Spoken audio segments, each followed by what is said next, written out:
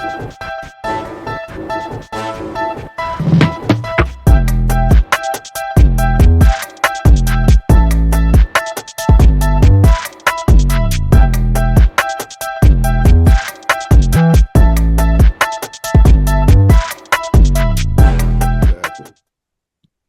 So what's becoming though acceptable is the diverse relationships in structures, cohabitation, no marriage at all, open relationships, polyamory, Oh God, what the heck is truples, that? truples. Oh yeah, yeah, that's the one I was looking at earlier. I'm like, what the heck is a trouble? But we go through it, not to cut you off. That's the three. The Huh? three. The three. It's not triples. I think it's called truples. When there's three in the relationship. It may That's be just a man living with two women or the women living with two men. really. And there's the Oh, polyamory. oh, okay. See, eh. I was just watching the show the other night and Yep. it's on Prime and the children are growing up with two men, two gay men are raising a boy and a girl. And Hmm. the kids are teenagers, and the teenagers, the two fathers are having a problem with their own relationship, right? So they're trying to protect the children. And the kids came right out and said, Dad and Dad, we don't have a Okay. problem with this. You're making such a big deal out of this. I mean, we go to school with, we're not even the abnormal ones. We have two dads, but yeah, we got friends that are living with a trouble or whatever, polymory relationship. And Hmm. it's like, wow, like the kid, the younger people are accepting of that. That's not, it didn't make any, but it was the funny part was how the parents, they were having more of the problem with it than the children were. Or Hmm. gay dads, I should say. They're trying to protect the children. The children are like, it is what it is. I'm gonna be honest with you. I don't live in that world, Vanessa. So to me, that's not even something that I would even take into consideration.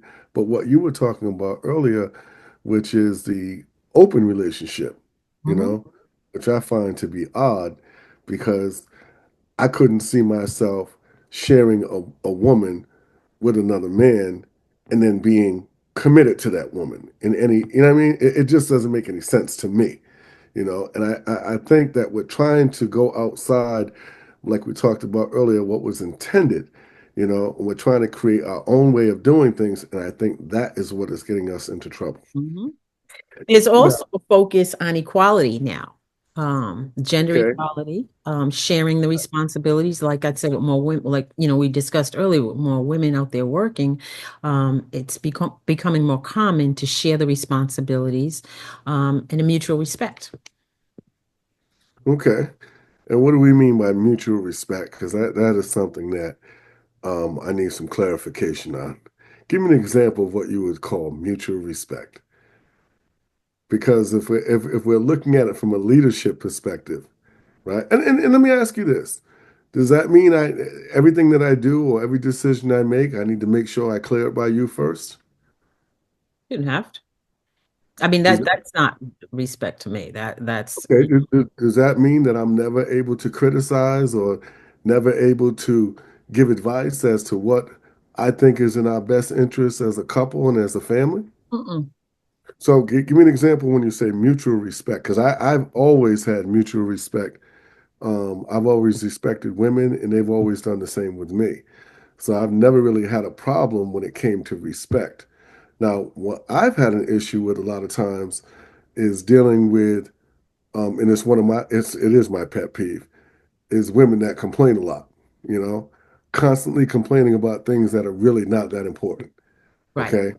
Like toothpaste, cap off the toothpaste, you know what I mean?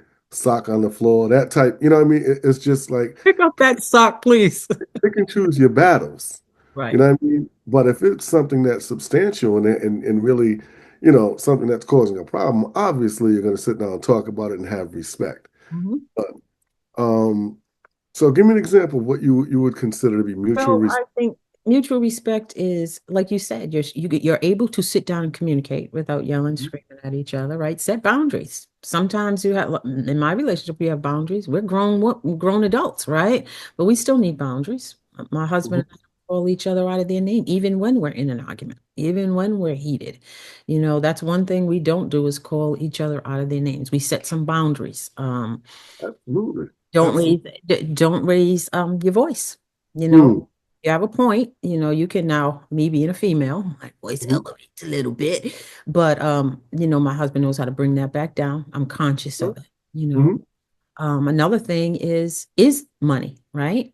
So mhm, I don't feel like I'm in bondage and every time I want to do something, I have to go ask with my husband and he the same way. He doesn't have, but we do mhm, have boundaries there. If it's a big ticket item, like we're gonna spend $1,000, we might want to let each other know, because sure. it is gonna affect the budget, right? So it's a matter of sitting down, putting those boundaries in place, and then making sure that you're following them even when you're alone. Like if I'm out, I have to represent myself as a married woman. I can't be Mm, out there, wearing certain items in certain mm. places like I'm single.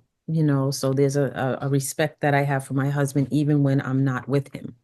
Ooh, that's for a whole new topic right there.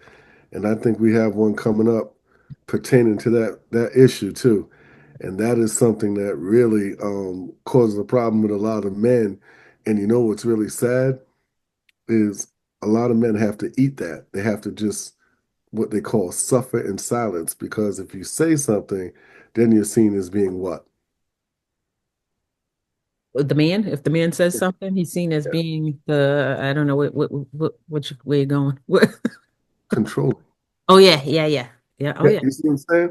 So there's a fine line between, once again, you stepping in as the leader, okay, and you sitting here trying to give constructive advice, as opposed to someone saying, "Well, you won't let me be who I am." Okay, well, if you wanted to be who you were, you know what I mean, you probably should have stayed single, to be honest with you, because as a man, I've had to make adjustments too.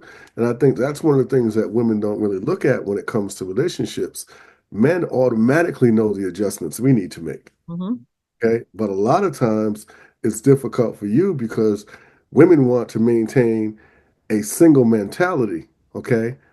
But at the same time, have that commitment of marriage. And that is another topic I'm that not we'll so talk. sure if it's all the women, Brian. Sorry. I'm not so sure if it's all the women, 'cause I'll be men, honest with men you. have been known for out there cheating and, out there without their wives, and men have held that title for years. Did you say cheating? Uh-huh, out there I cheating. think you'd be, I think you'd be very surprised when you go look at the statistics and see the number of women that cheat in comparison to men. And then you also find that most men who are married, and keep in mind, we're talking about married men, don't cheat. Okay. Hmm. So That's even true. if it's, huh? That's Yeah. true. Yeah. So even if it's somewhere, let's say 60 to 35%, let's say, 60% of men maybe have stepped out to 30%. I don't know what the number is exactly because I haven't I'll looked have that to up. look that number up. Yeah, but I can tell you right now, women are catching up to men. Okay.